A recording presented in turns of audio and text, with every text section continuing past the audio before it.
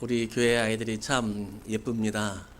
그냥 있는 것만으로, 존재만으로도 참 해같이 빛나고 꽃같이 아름다운데, 예배 드리면서 서로 각자 한 명도 놀지 않고, 어떤 아이는 악기를 갖다 놓고, 어떤 아이는 헌금 봉투를 챙기고, 어떤 아이는 헌금을 이제 바구니를 챙기고, 또 치우고, 또 악보를 정리하고, 또 이런 일들을 하는 거 보면 참 많이 아름답습니다.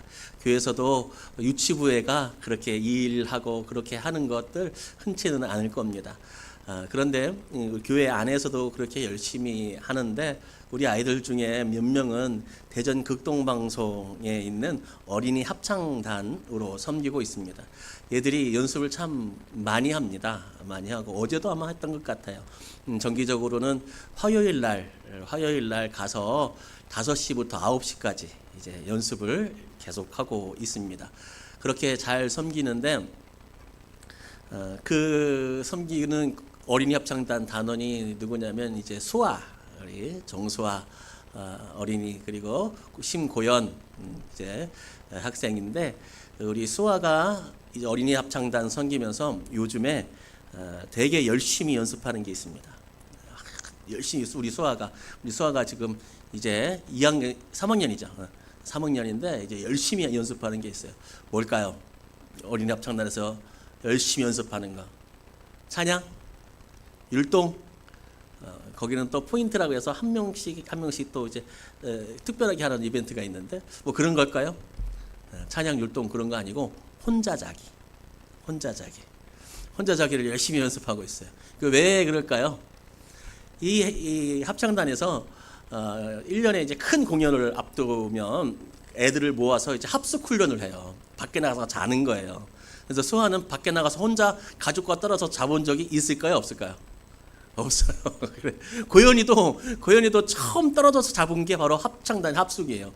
혼자 가서 엄마도 없고 또 가족도 아무도 없는데 나 혼자 자려는 게 처음 하는 게 바로 이제 합숙 훈련이거든요. 그것을 위해서 혼자 자는 연습을 좀 한다고 해요.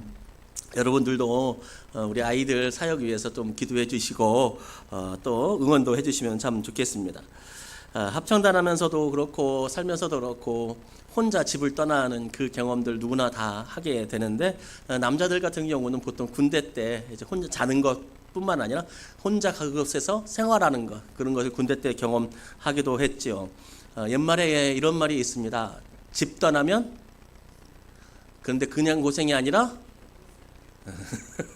집 나가면 참 어쩜 저렇게 연기를 잘할까. 옛날에 나왔던 이제 광고 중에 한 장면인데, 집 떠나면 고생이다, 그냥 고생 아니고 개고생이다 라고 하는데, 노래도 있어요. 노래도 김영자 씨가 부른 노래, 집 떠나면 개고생이다. 노래 제목이 집 떠나면 개고생이에요.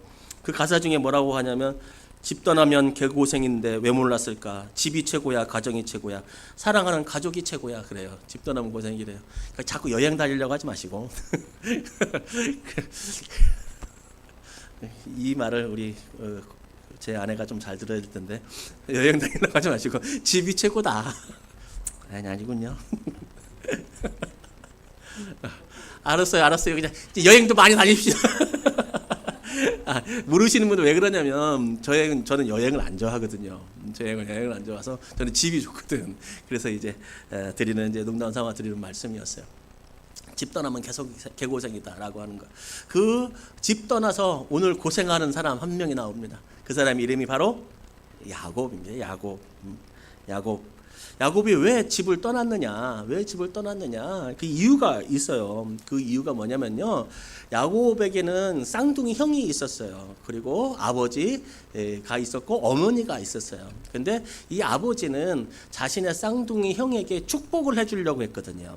형이 받아야 될 장자로서의 축복, 이것을 해주려고 했거든요. 그런데 그 축복을 해주려고 할 때 그 옆에 엄마가 이렇게 들린 거예요. 그래서 엄마는 야곱을 더 좋아했거든요. 편애했어요. 그래서 형이 잠시 자리를 비운 틈에 아버지를 속였어요. 아버지를 속이고 몸에 이제 털도 붙이고 해서, 왜냐하면 아버지가 이삭이 눈이 잘 안 보였거든요. 그래서 속여서 축복을 대신 받았어요. 근데 형이 돌아오자 이 야곱이 미울까요, 안 미울까요? 여러분 어떻게 생각할까요? 그래도 동생이라고, 아유 그래도 피부친데 이뻐해야지, 그렇게 생각할까요? 자기 거 뺏긴 거예요. 축복을 뺏긴 거예요. 여러분 지금 같으면요, 유산을 다 뺏긴 거라고 보시면 돼요. 유산을 다 뺏긴 거예요. 형한테 예를 들어서 7알의 유산이 간다면, 동생에게 3알이 간다면 동생 거 3알을 내버려 두고 형 거 7알을 뺏었고 형이 3알밖에 못 가져가는 거예요. 이게 그런 거예요. 그런 거. 지금 같이 축복하면, 야 형한테 축복했으면 동생한테도 그대로 축복해 주면 돼, 그런 개념이 아니에요. 이스라엘 백성, 이 당시의 백성은 뭐냐면 축복은 실제 물건이에요. 이 축복을 예를 들어서 형한테 줬어요. 그러면 이건 있어요, 없어요? 없는 거예요. 이거는 형한테 간 거잖아요. 동생한테 이걸 줄 수가 없는 거예요. 그러니까 이 축복을 뺏겼다는 것은 보통 일이 아니에요. 그런데 이 축복을, 자기의 축복을 뺏겼어요. 그러면 동생이 이쁠까요, 미울까요? 밉죠. 미워요.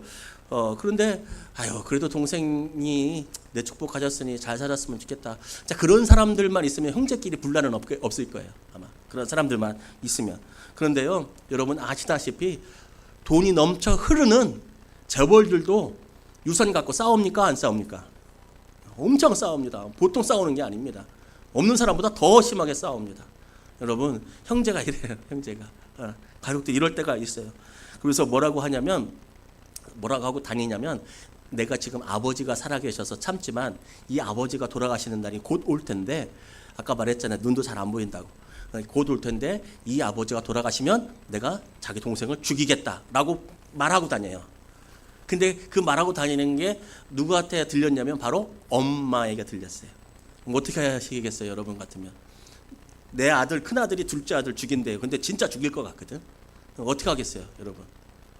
불러놓고 애 타이를 거야, 그러지 마라, 뭐 그럴 수도 있겠죠.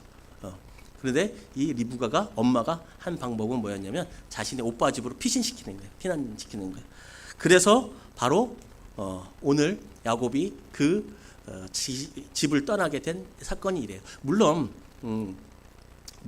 결혼시키기 위해서라고 하는 이유도 있었고요. 또 다른 장에 보면 재산이 많아져서 같이 못 됐다는 이유들도 있어요. 그런데 그것들보다는 바로 오늘 말씀드린 형이 무서워서 도망가는 거, 그게 문맥상 맞아요. 하여튼 결론적으로 말하면 형 무서워서 도망간 거죠. 그리고 또 그 형이 무서워서 도망간 건데, 야곱이 선을 행하다가 도망을 간 겁니까, 악을 행하다가 도망을 가는 겁니까? 악을 행하다가 도망가는 거예요. 도망갈 만 해요. 여러분 솔직히 인간적으로 보면 에서가 솔직히 이해되지 않습니까? 죽이는 것까지는 모르더라도 에서가 이해되지 않아요. 인간적으로 보면 그렇게 이해가 돼요.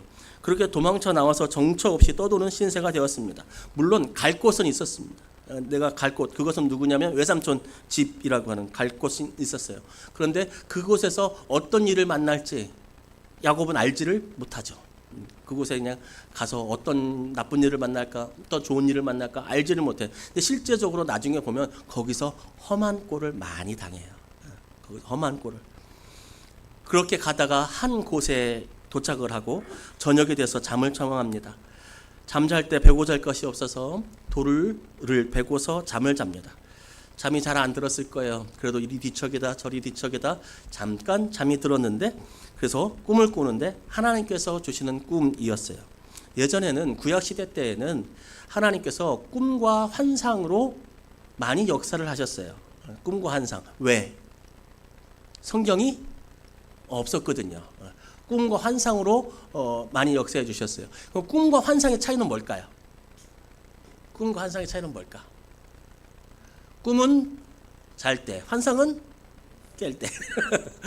이게 보이는 거죠. 그런데 꿈과 환상이 더 정확할까요? 하나님 말씀, 성경이 더 정확할까요? 성경이? 환상이? 여러분은 어떻게 생각하세요? 환상은 천둥 속에서 천둥 소리가 탁 나가지고 환상을 내가 보는 거야. 그런데 어떤 천둥 소리가 나냐면 내가 심형선을 사랑한다. 요게 더 확실해요. 성경에서 내가 너희를 사랑한다는 게 확실해요. 성경이에요. 왜 환상이 꿈이 확실치 않은지 아세요? 신기한 건 있을 수 있겠지만 뭐냐면 꿈은 내가 꾸는 건지 하나님께 주신 꿈인지 구별이 됩니까? 안 됩니까? 환상도 잘 구별이 안 돼요. 환상도 내 생각인지. 그런데 성경은 뭐예요? 딱 문자로 돼서 내 앞에 있잖아요. 하나님은 예전에는 그렇게 환상, 꿈을 위해서 이렇게 통해서 역사하셨는데 이제는 성경을 통해서 역사하시죠. 여하튼 이제 그때 그 꿈에서 하나님께서 이제 나타나시는데 처음에 보았던 것은 무엇이냐면 야곱이 잘 때 이제 꿈에서 보는 것이 천사들이 사닥다리를 왔다 갔다 하는 그것을 본 거예요. 그런데 오늘 본문에는 사닥다리, 개역 개정에는 사닥다리이지만 공동번역이나 새번역에서는 돌계단, 이게 층계란 얘기예요. 그러니까 사다리 같은 경우 우리 딱 거기에 올라다니는 걸 생각하잖아요. 근데 그런 이미지가 아니라 계단이에요. 계단 이미지가 더 강해요. 그래서 거기를 오르락 내리락 했어요. 그걸 본 거예요. 꿈 중에. 신기한 거예요. 근데 그것도 신기한데 그 끝을 딱 보니까 누가 계시냐면 하나님이 계셨어요. 하나님이 계셔서 그 꿈 중에 하나님이 야곱에게 말씀을 하셨는데 그 핵심이 뭐냐면 바로 15절 말씀이에요.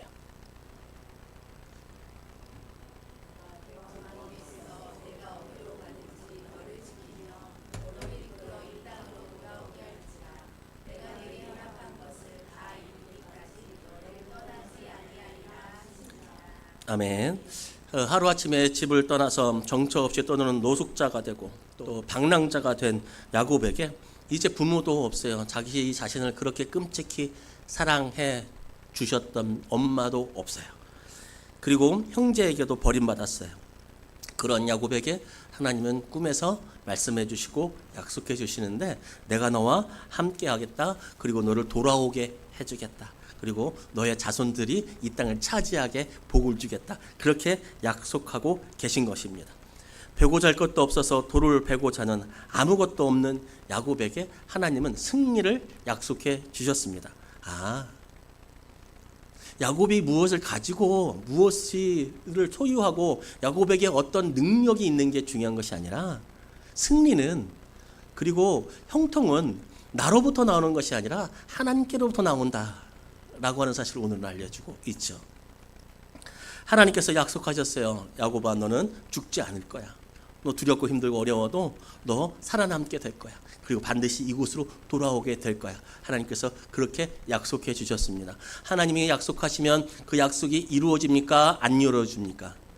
하나님이 약속하면 이루어져요. 우리는 약속한 거 다 지키며 삽니까? 약속하면 다 지키며 삽니까? 어떤 그 유명 가수가 그러더라고요. 자신이 약속한 걸 못 지켰거든. 못 지켜서 이제 미국으로 갔다가 다시 한국으로 못 들어와. 근데 그 가수가 하는 말이 있어요. 여러분들은 당신들은 약속한 거 다 지키고 살아? 근데 그 말을 들으니까 뜨끔한 거예요. 그 말을 들으니까 뜨끔한 거예요. 우리 약속한 거 다 못 지켜요. 우리 자녀들에게 약속한 거 다 못 지켜요. 그런데 우리 하나님이 약속하신 거는 지키죠. 우리는 못 지키는 경우가 많아요. 왜냐하면 능력이 별로 없거든요. 해주고 싶은데 이게 안 될 때가 너무 많아.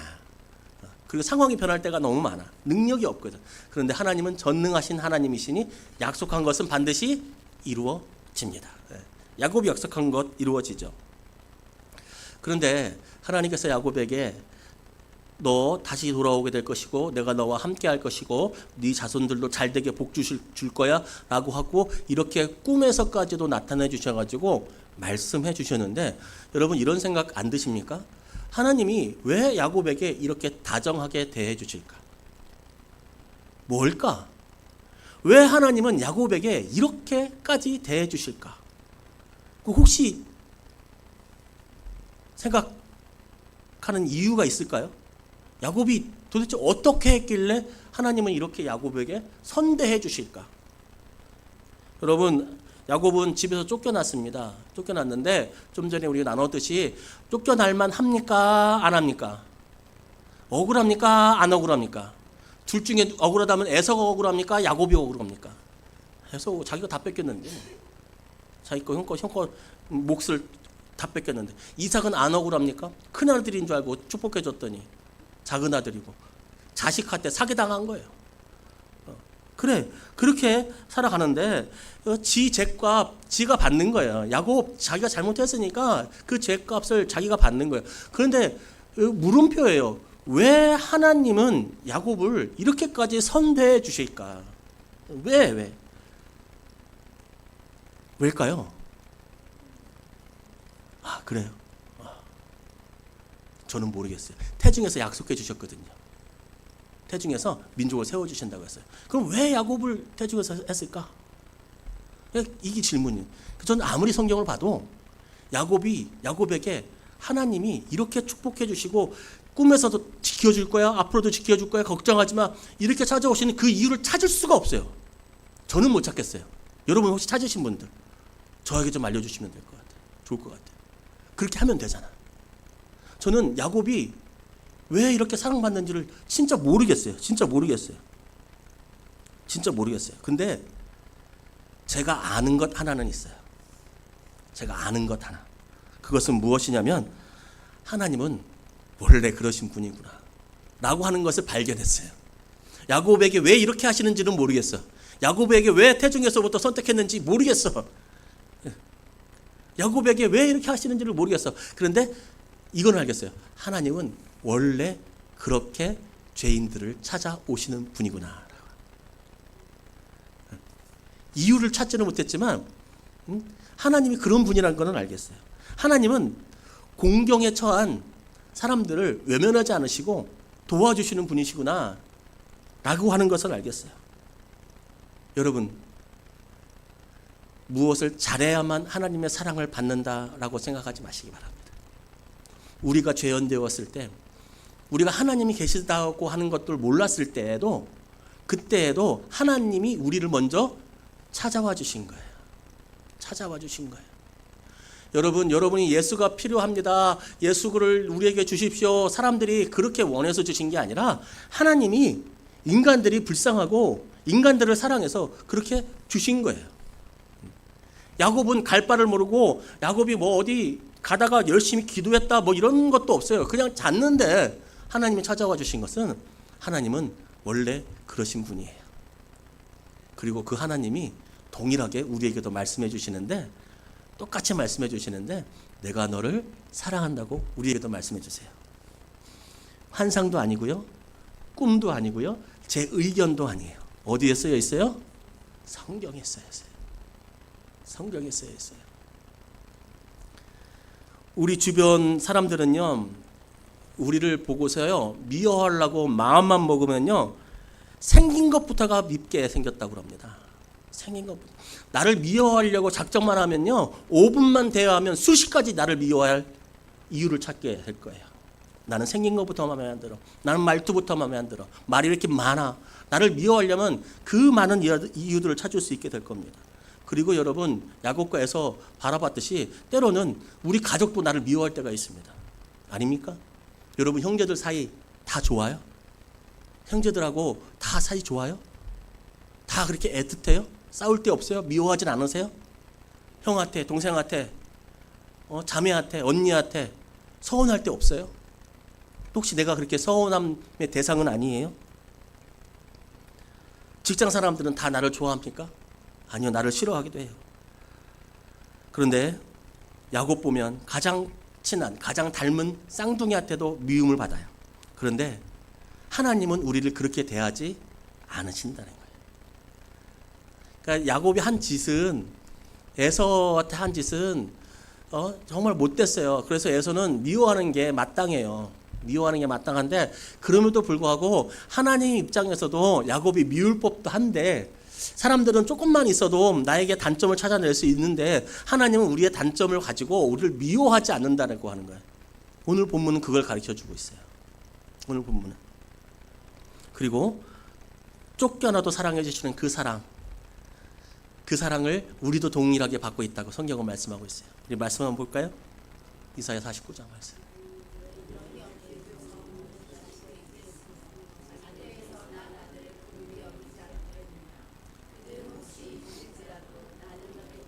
아니할 것이다. 저 말씀이 그 말씀이잖아요. 너희 형제들이, 너희 부모가 너희를 혹시나 미워할 수도 있을 텐데, 그런데 나는 너희를 잊지 않고 나는 너희를 끝까지 사랑해 줄 거야 라고 하는 거예요. 왜일까? 왜 저를? 왜 나를?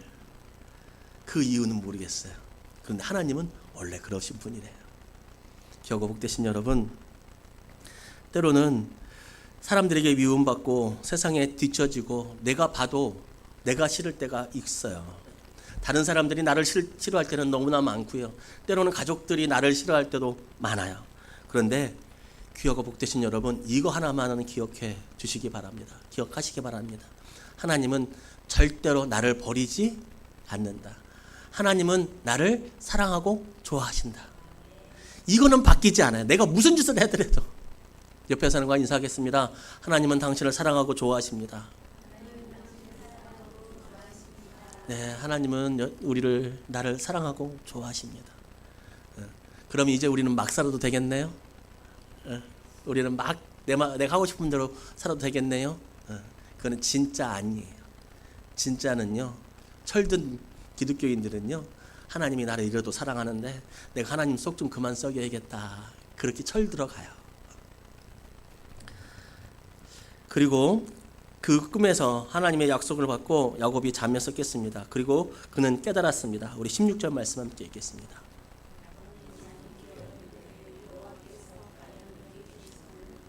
알지?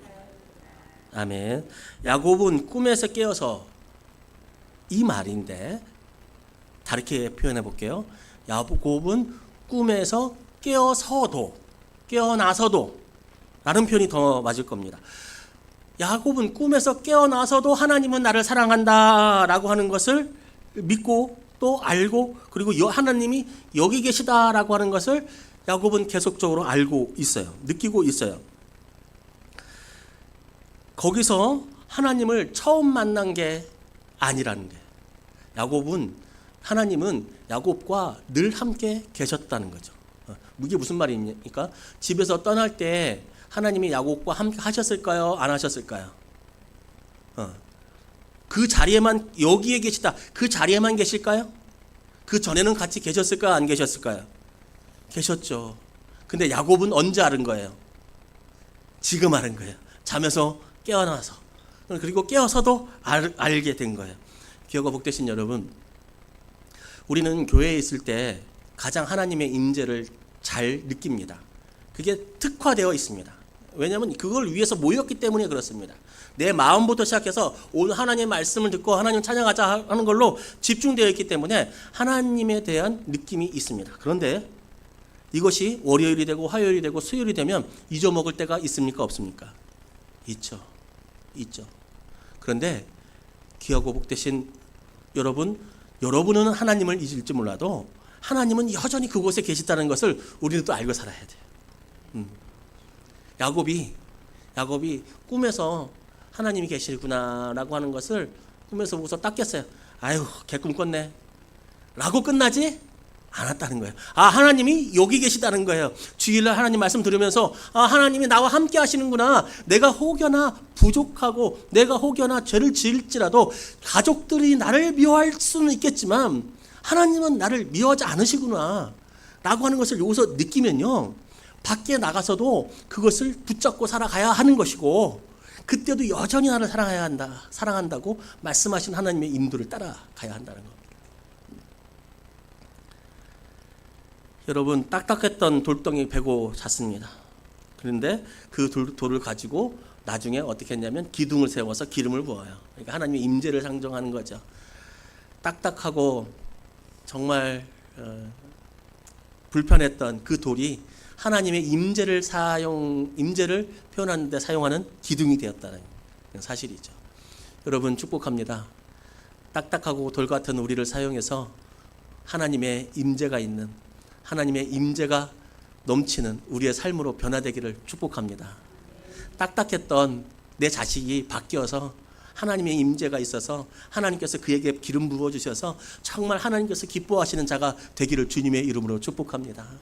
딱딱하고 힘들었던 내 경제적 어려움, 내 마음, 그렇게 힘들게 했던 경제적 물질들이 정말 기름 부어져서 하나님께서 복 주시기를, 그래서 직장의 문제도 좀 풀리고 가정의 문제도 풀리고 빚의 문제도 좀 풀리기를 주님의 이름으로 축복합니다. 하나님께서 딱딱하고 돌 같은 우리의 마음들, 만져주셔서 우리 교회에 더 부흥하고 더 사랑하고 더 교제 나누는 정말 하나님의 임재가 있는 그 베델 하나님의 집이 되기를 주님의 이름으로 축복합니다. 연약한 우리가 주님을 만나면요 바뀔 수 있습니다. 아니 바뀌게 되어 있습니다. 딱딱한 나라도요 거룩한 성전이 될 수 있어요. 그 이름을 야고보는 뭐라고 했냐면 자기가 꿈을 꿨던 그곳의 이름을 벳엘로 했어요. 엘은 여러분 이렇게 생각하면 돼요. 엘이 들어가면 무조건 하나님이에요. 벳은 뭐냐면 집이에요. 여기는 하나님의 집이에요. 하나님이 집이구나. 벳엘이 됐어요. 어떤 돌이 내가 배고 쳤던 딱딱한 돌이 내가 하나님 만나면 우리의 삶도 거룩한 하나님의 집이 됩니다. 변화됩니다. 방랑자, 유랑자, 집에서 잘못하고 형한테까지도 쫓기는 그 못된 야곱, 그 야곱이 바로 우리 아닙니까? 근데 그 야곱을 통하여서 하나님은 사랑을 표현하셨고 또 그 야곱을 통해서 지금 나에게도 하나님이 사랑을 주시는 것을 오늘 말씀하고 계십니다. 야곱과 같이 어두운 터널과 같은 기간을 혹시 보내고 계십니까? 내 잘못으로 당하는 어려움 때문에 다른 사람한테 가서 하소연 못할 때도 많이 있지 않습니까? 억울한 일이라면 나 이렇게 억울한 일을 당했다고 그렇게 하겠지만 보니까 내가 실수한 게 맞거든. 직장에서도 가정에서도. 그래서 어디 가서 호소할 때도 없는 그런 인생 혹시 살아가고 계십니까? 그런데 귀하고 복되신 여러분, 그런 우리라고 할지라도 하나님은 여전히 나와 함께 계시고 나에게 기름 부어주셔서 딱딱한 돌이 베델의 기둥이 되게 우리의 삶을 이끌어 가십니다. 그러니 부디 실망하고 낙심하지 마시고 하늘에 계신 하나님의 존재를 바라볼 수 있는 우리 모두가 되기를 주님의 이름으로 축복합니다.